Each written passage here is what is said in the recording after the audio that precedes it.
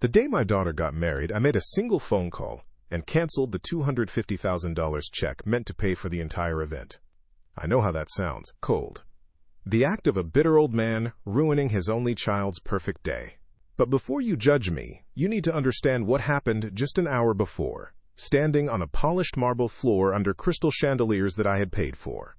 You need to hear the exact words my new son-in-law, Mark, used to describe me to a man he was desperate to impress. He called me an unemployed loser, a relic living off a meager pension. He said it with a condescending smile right in front of the CEO of my own company. That single moment changed everything. The 25 years of sacrifice, the calloused hands I hid in my pockets, the secrets I kept to give her a life of privilege, it all came crashing down with those two words. This story is about what happens when quiet dignity is mistaken for weakness. If you like this story, please like this video, subscribe to the channel, and share your impressions about this story in the comments. Because what Mark didn't know was that he hadn't just insulted an old man, he had awakened a giant. Before the chandeliers and the cold marble, there was my house. Not a mansion, not an estate, but a simple 3-bedroom home with blue shutters that needed a fresh coat of paint. It was the only home Sarah had ever known. The place where the ghost of sawdust and the scent of my late wife Helen's lemon cake still lingered in the air if you breathed in deep enough. My mornings always started the same way, with a cup of black coffee, brewed strong, sitting in my worn leather armchair, the one with the permanent indent from 25 years of my sitting there, worrying, planning, and dreaming for my daughter. From that chair, I could see the framed photo on the mantelpiece. Helen and me, young and beaming, holding a tiny, bundled-up Sarah. Helen's eyes in that photo held all the promises I was still trying to keep. My favorite place, though, was the porch swing out front. Helen and I built it ourselves one sweltering July weekend, the summer of 1999. I can still feel the roughness of the unfinished pine under my fingertips and smell the sweet, sharp scent of the wood as I sanded it smooth. I remember Helen, her face smudged with sawdust, laughing as I struggled to line up the drill holes. "It's not a skyscraper, dear," she'd teased, her voice like warm honey. "It just has to hold us." Now, its gentle, rhythmic creak was a conversation I had only with her memory. It was on that swing that I taught Sarah how to tie her shoes, where I held her after her first heartbreak, and where I sat alone on the night of her high school graduation, feeling the immense weight of my pride and the sharp sting of her growing up. The house was a map of our lives. On the doorframe leading to the kitchen, faint pencil marks charted Sarah's height from a wobbly toddler to a young woman who towered over her mother's final mark. The backyard still had the old oak tree with the tire swing I'd hung for her 7th birthday, its rope now frayed and weathered. These were the things that held value for me. They were real, tangible pieces of a life built on love and hard work, not on stock portfolios or quarterly earnings reports. I wanted her to understand that foundation, to build her own life on something solid. That's why I never told her about the company. To her, I was just Dad, a retired contractor who managed his savings well. It was a simple, clean narrative, and for years, it was enough. Then came Mark. He first visited our home, about a year after he and Sarah started dating. I remember him stepping inside, his expensive Italian leather shoes looking comically out of place on our scuffed hardwood floors. He walked through the living room with a polite, tight smile, but his eyes were doing the talking. They flickered over the faded floral wallpaper, the slightly sagging couch, and the collection of mismatched mugs in our kitchen. One evening, while Sarah was getting something from her old room, he leaned against the counter and said, trying to sound casual, "You know, Clark, with the right renovations, this place could have some real market value." I just nodded. He saw a rundown property to be flipped. I saw the walls that had absorbed 25 years of my family's laughter. He saw peeling paint. I saw the spot where a 4-year-old Sarah had finger-painted a mural with strawberry jam. The wedding planning was an education in a world I had built but never truly inhabited. Every phone call was a new, staggering number. The venue, a historic estate with sprawling gardens, was a $60,000 deposit alone. The caterer quoted $350 per head for 200 guests, totaling $70,000. The flowers, an elaborate display of lilies and white roses Sarah had seen in a magazine, came to $22,500. The photographer, the string quartet, the custom-designed dress, it all added up. The final invoice from the wedding planner was for $248,750. I approved every expense without a single question, transferring the funds from a corporate account into my personal one, then writing the checks from there. Sarah would see the payments coming from her father, the simple man, and assume he'd saved his entire life for this one perfect day for her. And, in a way, she was right. I had. I just hadn't saved it in a bank. I had built it, beam by beam, deal by deal, across the city skyline. I did it all because of a promise I'd made to Helen in her final days, in a quiet, sterile hospital room that smelled of antiseptic. Her hand was frail in mine. "Give her the world, Clark," she had whispered, her voice thin as paper. "Give her the fairy tale we never had." And so I did. I funded a life of privilege from the shadows, hoping the values we'd instilled in her would anchor her to what was real. I believed this wedding was the final chapter of that promise. A grand, beautiful send-off into a life of happiness. I'd sit in the front row, a proud father in a rented tuxedo, my calloused hands hidden in my pockets, and watch my daughter begin her fairy tale. I had no idea that the man she had chosen to be her prince saw me as nothing more than a peasant. I had no idea the foundations of that fairy tale were about to be tested, and that I would be the one to bring the castle walls tumbling down. The first real crack appeared on a Sunday afternoon, about 3 months before the wedding. The air in my kitchen was thick, with the comforting smell of roasting chicken, a recipe Helen had perfected. Sarah was at the table, her laptop open, scrolling through endless photos of floral arrangements. Mark was pacing by the window, his phone pressed to his ear, talking in the sharp, clipped tones of a man who believes volume equals importance. I was peeling potatoes at the sink, the familiar, rhythmic scrape of the blade against the skin, a soothing sound in the growing storm of wedding planning. Mark finally hung up and let out an exaggerated sigh. "That was the venue," he announced, not to Sarah, but to the room. "They're asking for the final security deposit of $15,000 by the end of the month. A bit steep for just holding a date, don't you think?" He looked at me, a calculated expression of concern on his face. It wasn't a question, it was a test. He was probing, trying to see the limits of my savings account. I just dried my hands on a towel and nodded. "I'll take care of it tomorrow, Mark. Don't you worry." His smile didn't quite reach his eyes. "Great. I just want to make sure we're not stretching you too thin, Clark. This whole thing, it's a lot." The implication hung in the air, heavy and sour like spoiled milk. He wasn't worried about me. He was worried the money might run out before he got everything he wanted. A week later, he pushed a little harder. We were on my front porch, the old swing groaning softly under our combined weight. It was a warm evening, and the scent of honeysuckle drifted over from the neighbor's fence. Sarah had gone inside to take a call. For a few minutes we sat in silence. I thought about all the conversations I'd had on that swing, the easy, comfortable silences I'd shared with Helen. This silence was different. It was a vacuum, waiting to be filled with something unpleasant. "You know," Mark began, staring out at the street, "I've been thinking about after the wedding. For you." He turned to me, his face a mask of sincerity. "This house is a lot for one person. The upkeep, the property taxes. I ran some numbers. You could probably get around $450,000 for it in this market. If you invested that smartly, you could live very comfortably in a nice retirement community." I felt the old wood of the swing beneath my hands, the grain I knew by heart. He was planning my future, mapping out my irrelevance. He saw my home, the place where I had built my family, as a liquid asset, a problem to be solved. "I'm comfortable right here, Mark," I said, my voice quieter than I intended. "This is home." He chuckled, a short, dismissive sound. Of course. Sentimental value, I get it. But you have to be practical. Sentiment doesn't pay the bills." He patted my knee, a gesture that was meant to be reassuring but felt deeply condescending. He had no idea that the bills he was so worried about were paid by a company that could buy and sell his entire world 10 times over before breakfast. He saw a frail old man clinging to memories, and I let him. For Sarah's sake, I let him. The most telling moment, however, had nothing to do with money. It was about a photograph.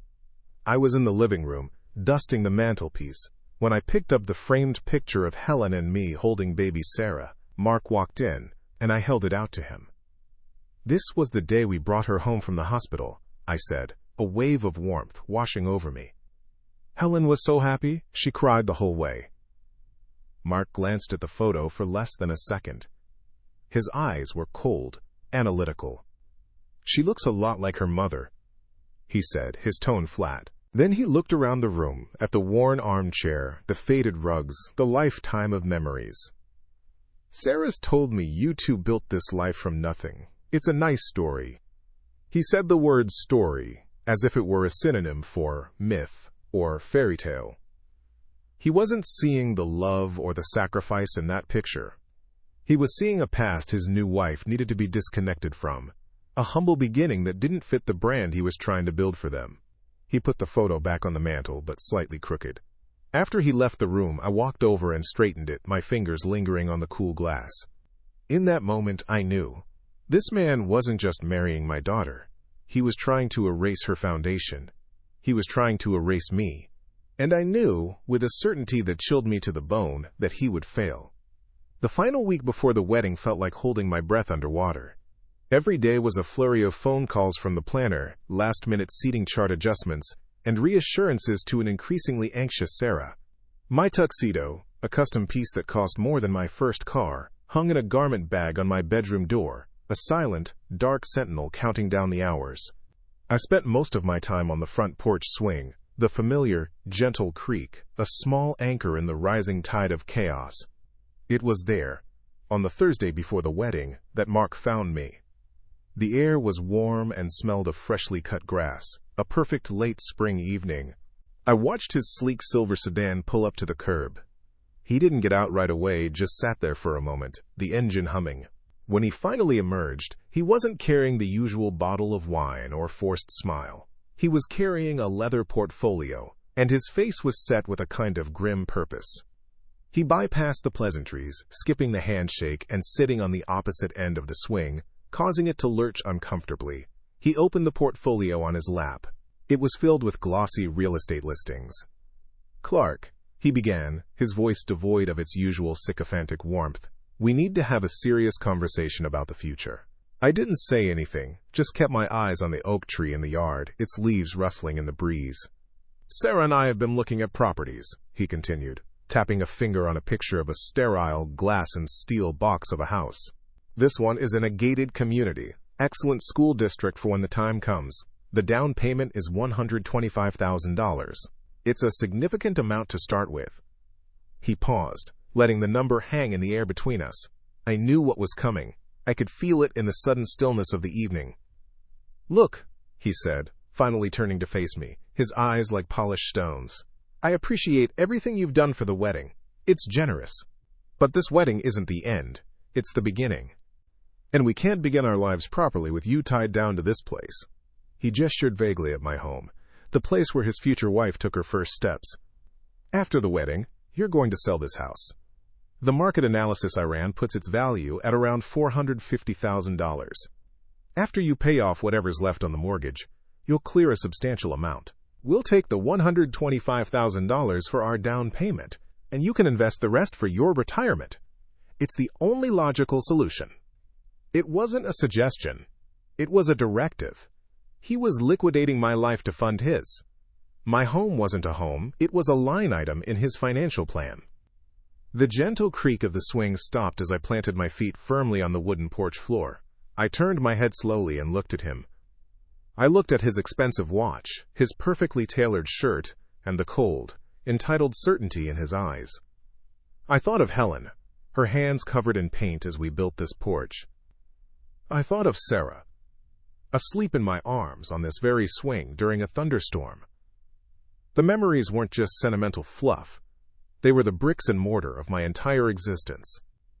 "Mark," I said, and my voice was unnervingly calm, a flat, level stone skipping across a dead pond. "The answer is no. This house is not for sale." For a second, he looked genuinely stunned, as if the furniture had just spoken to him. Then his face hardened, the mask of civility melting away to reveal the ugly contempt beneath.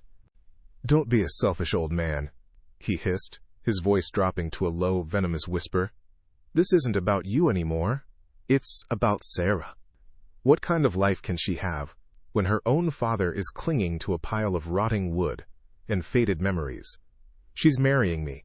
She's moving up. You can either be a part of that, or you can stay here and decay with this house. But you will not drag her down with you. He stood up, snapping the portfolio shut. Think about it, Clark. This isn't a request. It's the price of admission to your daughter's new life. He walked back to his car without another word, leaving me alone in the sudden, ringing silence. The smell of cut grass now seemed cloying, sickening. I didn't feel anger. Not yet. I felt a profound, chilling clarity. The fog of love and hope I'd held for my daughter's future had been burned away by his words. I saw the path ahead. He had just handed me the blueprints for his own destruction. And I, a man who had built his life on solid foundations, knew exactly how to bring a poorly constructed house of cards tumbling down. His silver sedan disappeared around the corner, its engine a fading growl that was quickly swallowed by the evening quiet. I remained on the swing, perfectly still, listening to the crickets start their nightly chorus. The air, which moments before had smelled of honeysuckle and summer, now seemed tainted with the faint, chemical scent of his ambition. The familiar wood of the swing felt cold and foreign under my hands. I replayed his words in my mind, each one a perfectly polished stone dropped into a calm pool of water, the ripples spreading wider and wider. Selfish old man. A pile of rotting wood. The price of admission.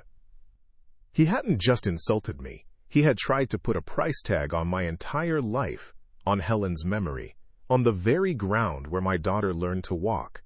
He saw my love as a commodity, an asset to be liquidated for his down payment. For a long moment, a deep, aching sadness settled in my chest. It was a grief for the daughter I had raised to be kind, who had somehow chosen a man with a void where his heart should be.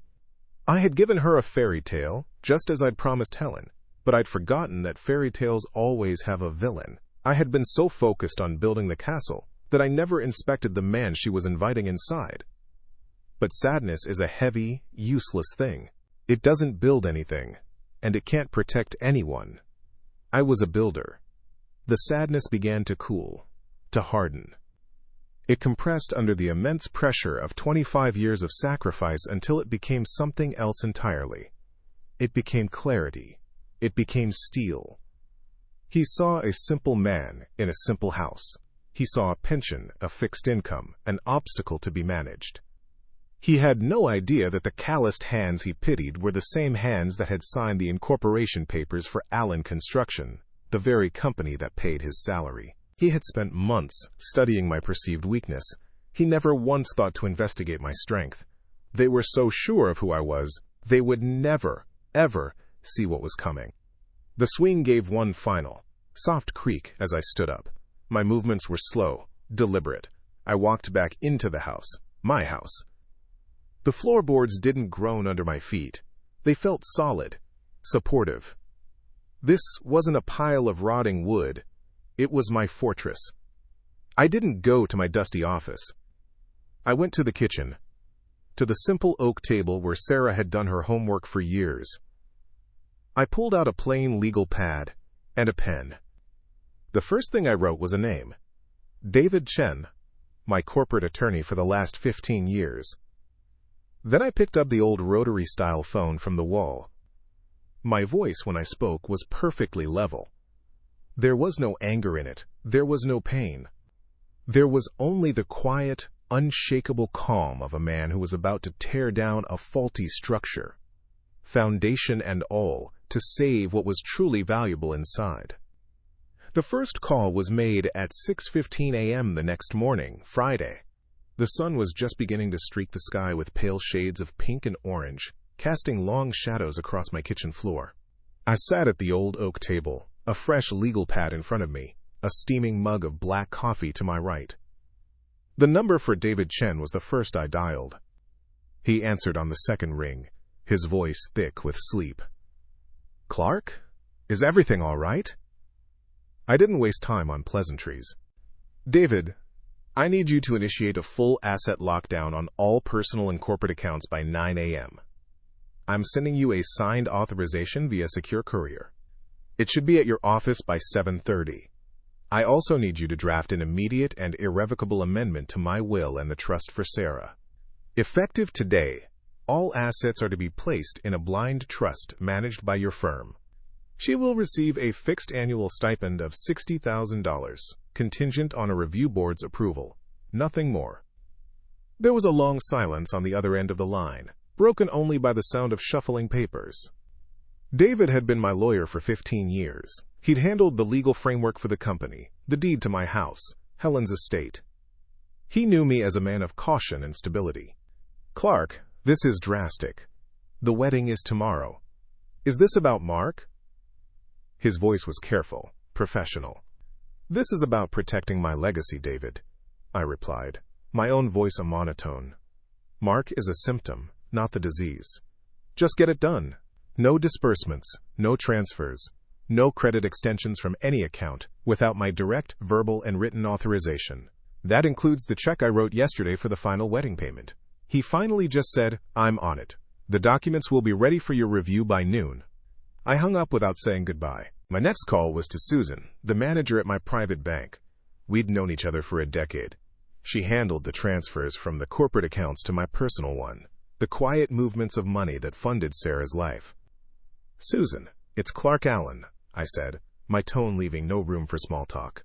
"I need you to place an immediate stop payment on check number 4072, issued yesterday to the Grandview Estate. The amount is for $98,750. I could hear the sharp intake of her breath. "Of course, Clark, but the check is scheduled to be cashed this morning. Are you certain? A stop payment on a certified check of that amount will raise flags." I looked at the photo of Helen on the wall, her smile a beacon of a simpler time. "I am absolutely certain, Susan. I also need you to freeze all activity on my personal checking account, number 345888102. Until you receive a call from David Chen's office confirming the new protocols." She hesitated for a fraction of a second. "Understood, Clark. Consider it done." With the financial fortress secured, I moved to the physical one. I spent the next 2 hours in my small home office, a room that smelled of old paper and cedar. I unlocked the heavy, gray, 4-drawer filing cabinet in the corner, a relic from my first office back in 1998. The metal groaned in protest as I pulled open the bottom drawer, labeled Personal. My hands, steady as a surgeon's, moved through the files. I pulled out the original deed to my house, a thick, cream-colored document with the county seal embossed in gold. I found the incorporation papers for Allen Construction, the stock certificates listing me as the sole owner of 100% of the voting shares, and the signed employment contract for one Robert Thompson, CEO, with a compensation package of $2.2 million per year plus bonuses. I also found Mark's employment file, which HR had forwarded to me as a courtesy when he became engaged to Sarah. His starting salary was $115,000. His performance reviews were average. His ambition, however, was noted as, quote, exceptional. I laid everything out on my desk, the proof of my home, the proof of my empire, the proof of his insignificance. Each document was a brick in the wall I was building, not around me, but around him. At 10:30 a.m., my phone buzzed. It was a text from Sarah. "Dad, we're doing the rehearsal walkthrough. Mark is being a little quiet, seems stressed. He said you two had a talk? Hope everything is okay. Love you." I stared at the message, at the cheerful, oblivious words. The love I felt for her was a physical ache in my chest, sharp and deep, but it was now tempered with a cold, hard resolve. I typed back a simple reply. "Everything is fine, sweetheart. Just pre-wedding nerves. I'll see you tomorrow. I love you too." I placed the phone face down on the desk. The lie felt necessary, a final layer of insulation before the controlled demolition began. The price of admission, he had said. He had no idea what the price of eviction was going to be. The morning of the wedding was unnaturally quiet in my house. The sun streamed through the kitchen window, illuminating dust motes dancing in the still air. There was no frantic energy, no last-minute phone calls, no sounds of a family preparing for a celebration. There was only the low hum of the refrigerator and the gentle bubbling of coffee in the percolator.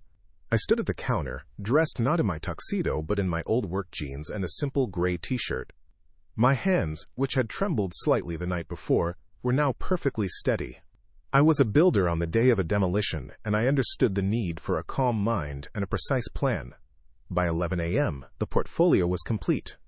It wasn't a fancy leather-bound case like Mark's, but a simple, sturdy accordion file made of brown pressboard. It felt solid and heavy in my hands. Inside, each document was protected in a clear plastic sleeve. The first was the deed to my house, issued on May 12, 1998, free and clear of any mortgage for the last 17 years. The second section held the stock certificates for Allen Construction, 10,000 shares, representing 100% ownership, valued by our last independent audit at approximately $450 million. Behind that, I placed the employment agreement for Robert Thompson, my CEO, detailing his compensation package and a non-disclosure clause that he had, thankfully, honored. Then came Mark's file, his original employment contract, signed on June 3, 2021, with a starting salary of $115,000.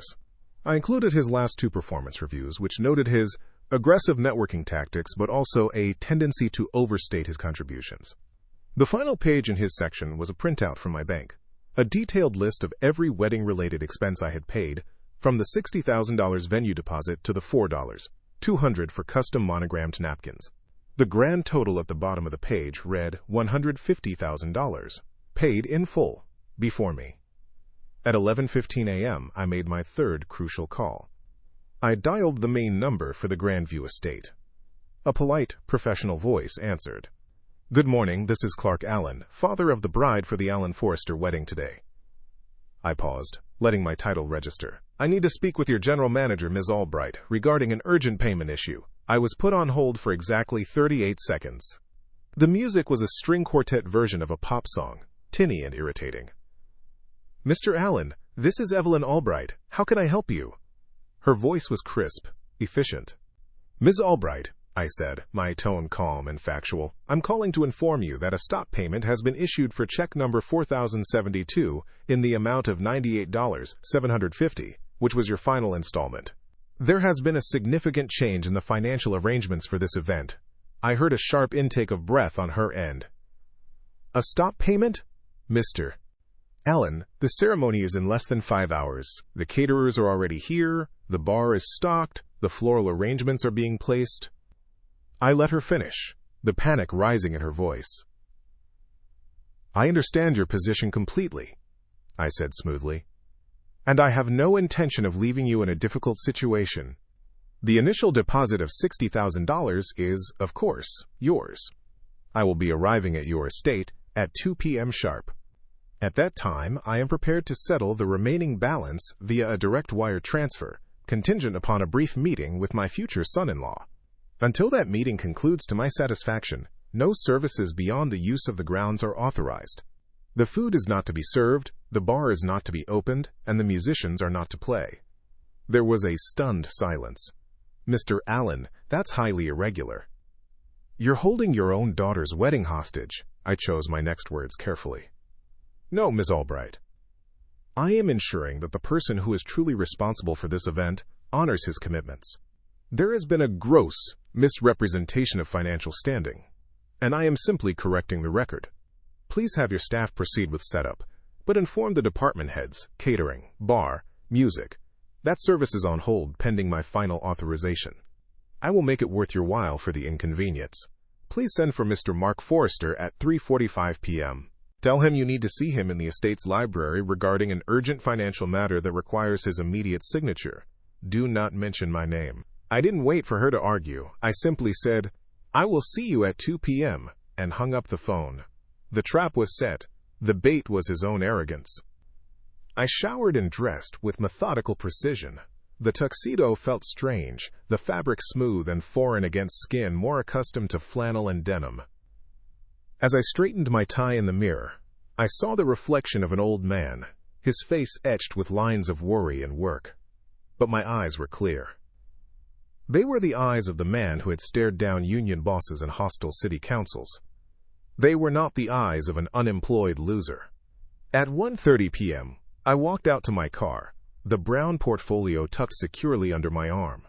The drive to the estate took 40 minutes, a journey that took me from the familiar, modest streets of my neighborhood to the winding country roads flanked by horse farms and stone walls. I drove past construction sites, half-finished skeletons of office buildings and apartment complexes. On 3 of them, I saw the familiar blue and gold sign, Allen Construction. A quiet pride swelled in my chest. He had called me a man living off savings. He had no idea the whole world he was trying to enter was built on my savings. I arrived at the Grandview estate at precisely 1:58 p.m. I didn't follow the signs for wedding guest parking. I drove around to the service entrance and parked in a spot reserved for staff. I walked into the main hall, not as the father of the bride, but as a man arriving for a business meeting. The air was thick with the scent of lilies and anxiety.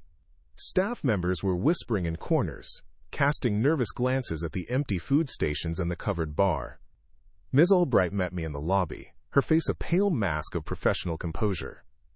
"Mr. Allen," she said, her voice a low, stressed whisper. I simply nodded and handed her a plain white envelope. "This is $5,000 in cash," I said quietly. "For your discretion and trouble. Has Mark been notified?" She took the envelope, her eyes wide. "Yes. He's with his groomsmen. My assistant will retrieve him at 3:45 as you instructed. The library will be prepared." I looked around the magnificent, silent hall. The string quartet was tuning their instruments, their bows hovering uncertainly over the strings. Everything was perfect. Everything was on hold. I found a secluded stone bench in the rose garden, overlooking a small pond. I sat down, placed the portfolio beside me, and looked at my watch. It was 2:15 p.m., an hour and a half to go. The sun was warm on my face, and for the first time in months, I felt a sense of peace. The foundations were about to be tested, and I knew with absolute certainty which ones would hold. The minute hand on my watch clicked past 3:40 p.m. From my vantage point on the stone bench, I could see the guests beginning to mingle on the main terrace, their pastel dresses and dark suits a vibrant, moving mosaic against the lush green of the estate grounds. They held glasses of water and iced tea, their smiles still bright, oblivious to the fact that the champagne was still on ice, the hors d'oeuvres were still in the kitchen, and the entire celebration was hanging by a single invisible thread. I saw Sarah, a vision in white, laughing with her bridesmaids near a fountain. The sight of her, so happy and unaware, was a sharp, painful pang in my chest. This was a necessary cruelty, a surgical strike to save her from a lifetime of it. At exactly 3:45 p.m., I saw a young woman in the estate's uniform approach Mark.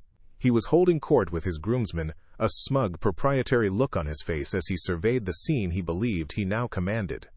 I watched him listen to the assistant, his smile tightening. He waved a dismissive hand, clearly annoyed by the interruption. The assistant persisted, her expression firm. Mark's annoyance curdled into a scowl. He threw his head back, downed the rest of his water, and strode towards the main house, his long strides radiating impatience. He thought he was walking toward a minor inconvenience. He was walking into the end of his world. I entered the library through a side door from the garden and took a seat in a high-backed leather armchair facing the main entrance. The room smelled of old paper, lemon polish, and money so old it had forgotten its own value.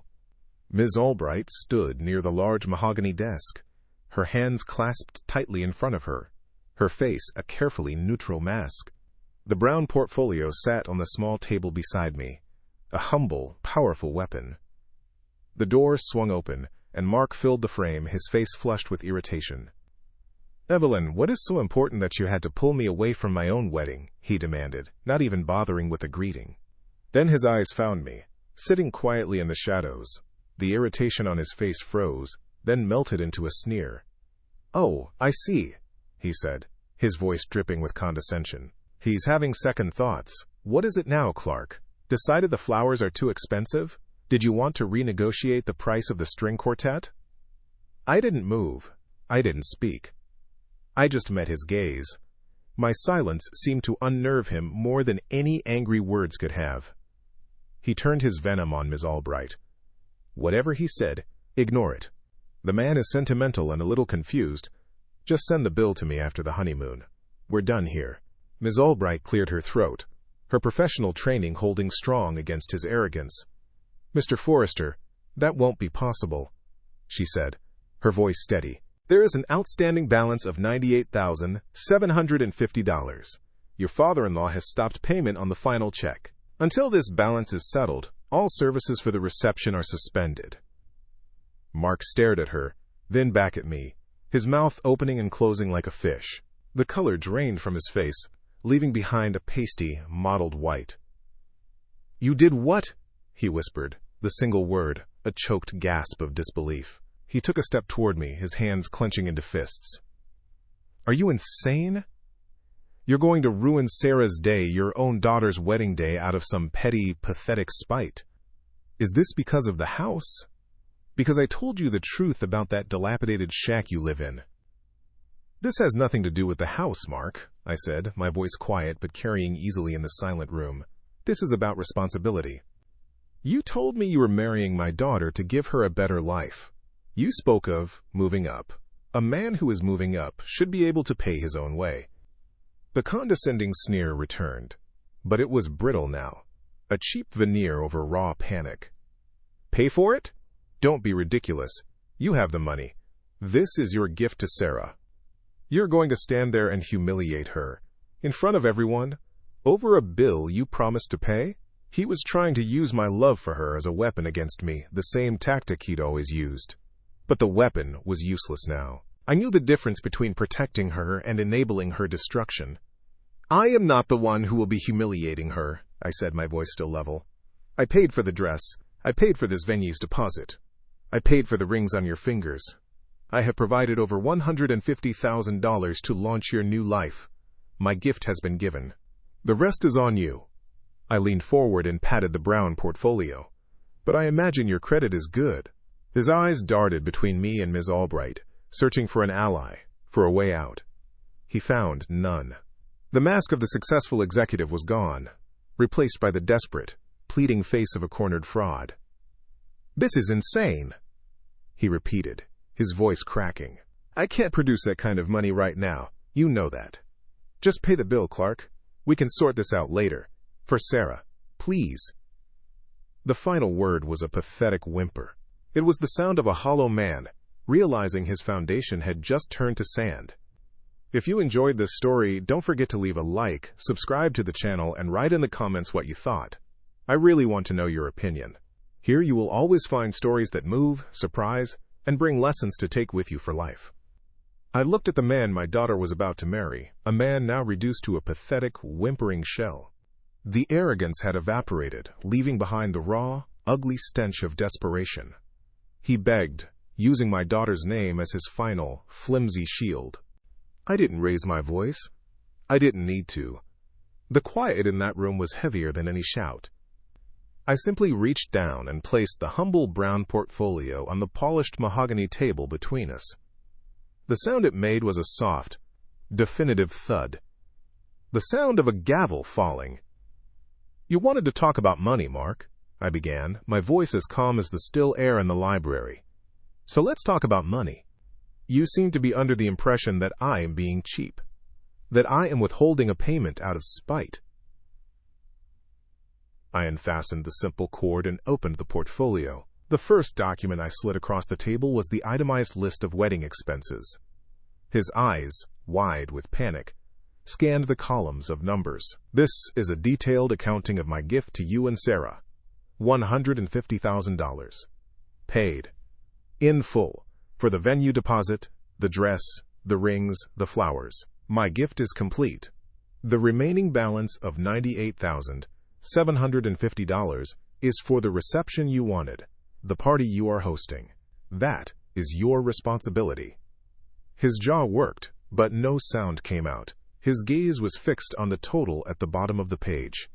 He looked up at me, a flicker of his old self returning. "This is semantics. You have the money, I don't. You're trying to make me look bad." I ignored him and pulled out the second document. The deed to my house. I placed it gently on top of the invoice. "You also mentioned my home," I said, my voice softening slightly as I looked at the familiar county seal. "You called it a dilapidated shack, a pile of rotting wood, This document says it's my home, owned free and clear for the last 17 years. It's the place where I brought my wife home from the hospital, where I raised my daughter. The porch swing you sat on, the one you found so quaintly rustic? My wife and I built that with our own hands. Its value isn't something you can find on a market analysis mark. It's built from memories, not lumber. You tried to put a price on it, you were wrong. He recoiled as if the paper had burned him. He was beginning to understand that this wasn't just about money, it was about worth. Then, I reached in and pulled out the final set of documents, the stock certificates for Allen Construction. They were printed on heavy, cream-colored paper, crisp and official. I laid them out, one by one, like a winning hand in a game he never knew he was playing. And finally, I said, my eyes locking onto his, "We need to discuss my financial situation. You seem very concerned about it. You've called me an unemployed loser who lives off his savings." I let the words hang in the air, each one a nail in his coffin. These certificates represent 100% ownership of Allen Construction, the company that, as of 2 days ago, employed you, the company run by the CEO. You were so desperate to impress. My savings, Mark, are the buildings you see scraping the sky all over this city. I am the sole owner. The last vestiges of color drained from his face. He sank into the chair opposite me, his tuxedo suddenly looking like a cheap costume. His mouth hung open, a silent scream of comprehension. He looked from the papers to my face, his eyes pleading for it to be a lie, a cruel joke. He found no comfort in my expression. At that exact moment, the library door creaked open. Sarah stood there, a vision of bridal beauty, her face a canvas of confusion and concern. "Dad? Mark? What's going on?"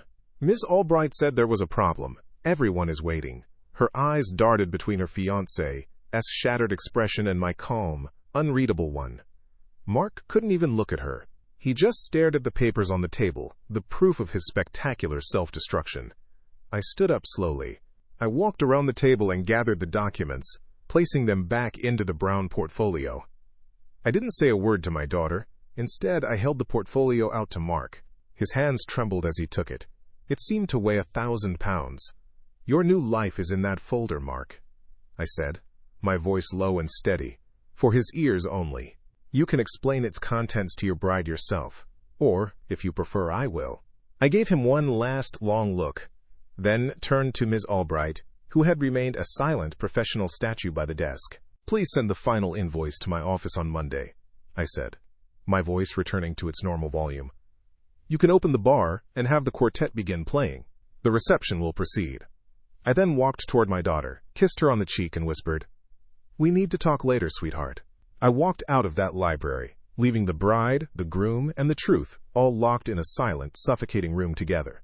The sound of the string quartet starting up followed me out into the hall, a beautiful, hollow melody playing over the ruins. The wedding, of course, never happened. The string quartet played to a room full of confused guests who ate expensive food in a strained, funereal silence.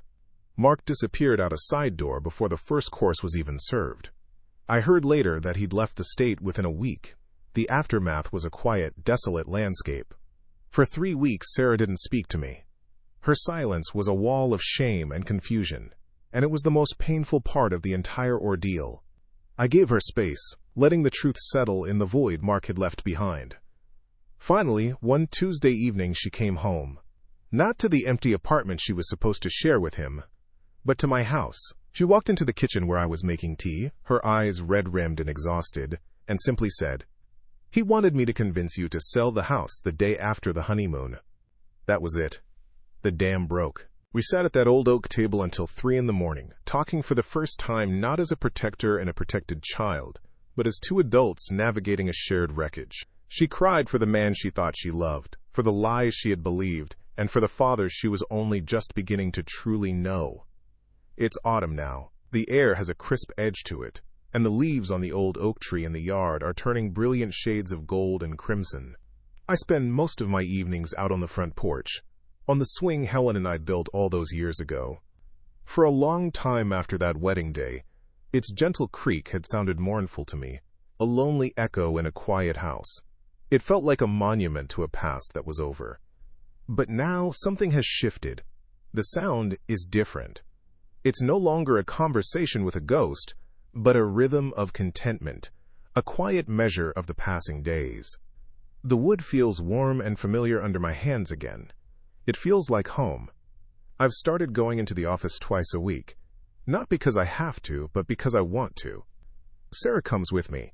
She's learning the business from the ground up, with a hunger and an integrity that makes my chest swell with a pride so fierce it almost hurts. She sees the company not as a source of money, but as a legacy of calloused hands and solid foundations. My hands. Last night she came out onto the porch with 2 mugs of coffee, just the way I like it, strong and black. She handed one to me and sat down on the swing, her shoulder pressing against mine. We didn't talk about Mark or the wedding.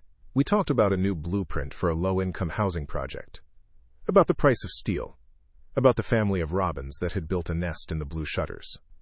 As we sat there, the swing moving in a slow, easy rhythm, its familiar creak filled the comfortable silence between us. I realized the sound wasn't just about the past anymore. It was about the present. It was the sound of 2 generations sitting together, building something new. This swing, this house, this life, they weren't just relics of a promise I made to my wife. They are the foundation of a new promise, one I am making with my daughter.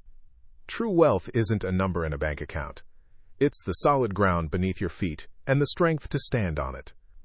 Sitting here on this old swing, listening to its familiar rhythm, I've come to understand something profound. There are people in this world, like Mark, who are experts at calculating the price of everything, but they understand the value of nothing. He saw this house as a number on a spreadsheet, an asset to be liquidated. He saw me as a liability, a relic to be managed. He never once looked deep enough to see the foundation. The real foundation of a life isn't made of concrete or steel. It's built from promises kept, sacrifices made in silence, and a love that outlasts memory itself. He looked at this porch swing and saw rotting wood. I see the place where my wife and I dreamed of a future, and where my daughter and I are now building a new one, together. The lesson in all this is simple. Never let anyone else define your worth.